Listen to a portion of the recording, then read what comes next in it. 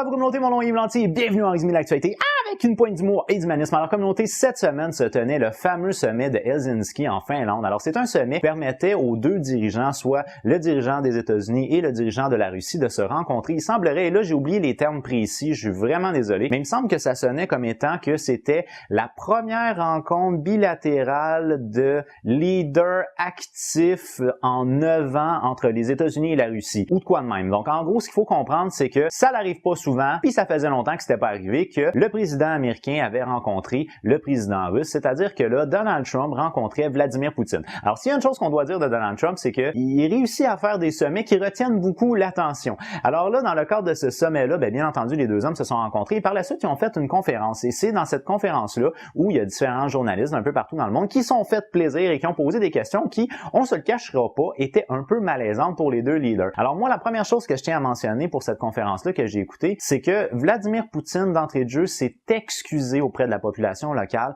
en disant comme quoi nous sommes désolés pour les gens qui vivent ici, pour tout le cirque que ça l'a apporté alentour de nous. Là, je paraphrase en ce moment, mais en gros, ce qu'il dit, c'est « Je suis désolé d'abord des manifestations que ça l'a engendré et je suis désolé aussi de toute l'affluence de médias internationaux et de journalistes internationaux que cela a apporté chez vous. » Et pour ça, moi, je dois dire que je donne une mention d'honneur à Vladimir Poutine parce que c'est vrai. C'est vrai que pour les gens locaux, les gens de la place qui, on va se le dire, ne sont pas du tout impliqués dans la relation entre les États-Unis et la Russie. En gros, on voulait être dans un terrain neutre, tout simplement. Alors, pour les gens de la place, c'était pas nécessairement intéressant pour eux et il y a effectivement eu beaucoup de manifestations. Alors pour ça, j'ai trouvé ça vraiment très classe de la part de Vladimir Poutine. Alors là, moi, j'ai écouté toute la conférence au complet et ce que je dois dire, c'est qu'au fin de la conférence, mis à part peut-être l'aspect du fameux ballon de football, là, ça, j'ai trouvé ça un peu inutile, mais en même temps, c'était théâtral, donc ça fit dans le style de Donald Trump. Pour ça, c'était correct. Mais bon, en gros, ce qui est arrivé, c'est que Donald Trump a félicité la Russie pour la Coupe du Monde qui venait d'avoir lieu. Il a dit que ça avait été très bien réussi. Poutine a remercié Donald Trump,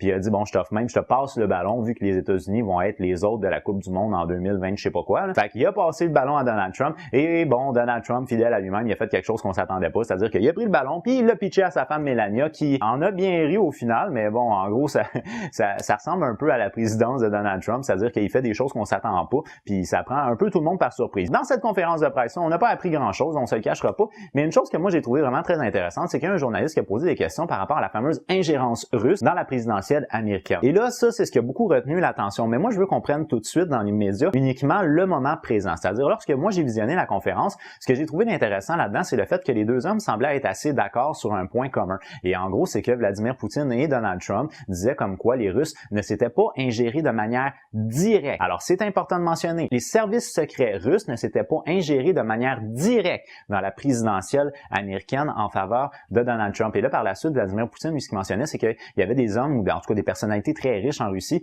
qui avaient entre autres aussi investi dans la campagne présidentielle de Mme Clinton. Il était capable de prouver au travers de documents qu'il y avait bel et bien des intérêts russes qui avaient investi dans la campagne présidentielle d'Hillary Clinton. Fait que pour cet aspect-là, moi, je trouvais ça super intéressant. Et là, au lendemain de la conférence, ce qu'on voit, c'est les médias internationaux, les démocrates aux États-Unis, les républicains et même de Donald Trump vont venir dénoncer le fait que Donald Trump a appuyé Vladimir Poutine au moment de dire que les Russes n'étaient pas du tout impliqués dans une ingérence dans la présidentielle américaine qu'il y avait eu il y a de cela quelques années. Selon Sputnik News, pendant la conférence, Donald Trump aurait mentionné « J'ai confiance en mes services de renseignement, mais le président Poutine a été convaincant lorsqu'il a nié toute ingérence. Il a dit que ce n'était pas la Russie et je vais vous dire, je ne vois aucune raison pour que cela le soit. » Et là, selon ce que rapporte le média Libération, un média français, le lendemain ou le surlendemain, Donald Trump aurait dit « Je ne vois aucune raison pour laquelle cela ne serait pas la Russie, donc qui aurait ingéré. » Qu'est-ce qu'il faut mentionner, c'est que entre ces deux moments-là, donc entre le moment où pendant la conférence de presse, Donald Trump il disait « Je vois pas de raison pourquoi ça serait la Russie qui aurait ingéré dans la présidentielle », puis que genre 2 jours après, il s'en va dire « Je vois pas pourquoi ça ne serait pas la Russie qui a ingéré », il y a des personnalités importantes du Parti républicain qui ont été dénoncées le geste. Donc au niveau des médias internationaux, on a décrit Donald Trump comme étant, il s'était écrasé devant Poutine pendant la conférence de Helsinki. Zelensky. Il n'était pas capable de se tenir debout devant Poutine. C'était la marionnette de Poutine. Et puis là, 2 jours après, pour rattraper le tir, parce qu'on s'entend, pour son image internationale, c'est pas l'idéal d'être la marionnette d'un leader russe, disons. Fait que c'est ce qui fait qu'il n'y avait pas vraiment le choix, disons, de se rétracter d'une certaine manière.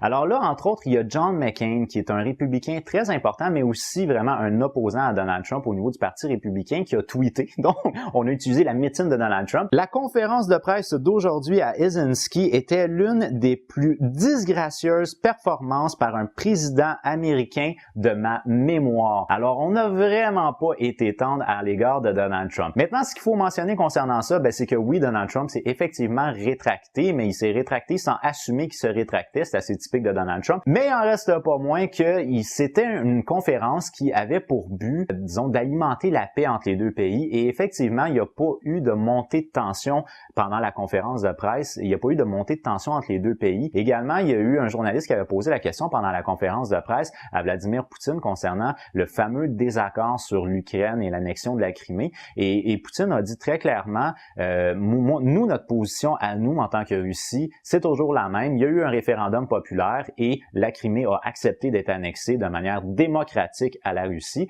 Et à ce que je sache, la position de M. Trump est encore la même, c'est-à-dire qu'il ne reconnaît pas l'annexion de la Crimée, qu'il considère comme étant illégale. Alors, on voit qu'ils ont parlé de sujets chauds, ils ont parlé de sujets qui étaient très difficiles à parler, puis ils ont réussi à garder un certain sens commun qui a permis de garder des tensions au plus bas niveau, ce qui nous amène à la possibilité d'un second sommet qui devrait se tenir entre les deux hommes. Maintenant, à la fin de ce sommet-là, moi j'en viens à la conclusion qu'on n'a absolument rien appris, il n'y a aucune décision qui a été prise, probablement qu'on s'est lancé dans une réalité alternative, j'imagine.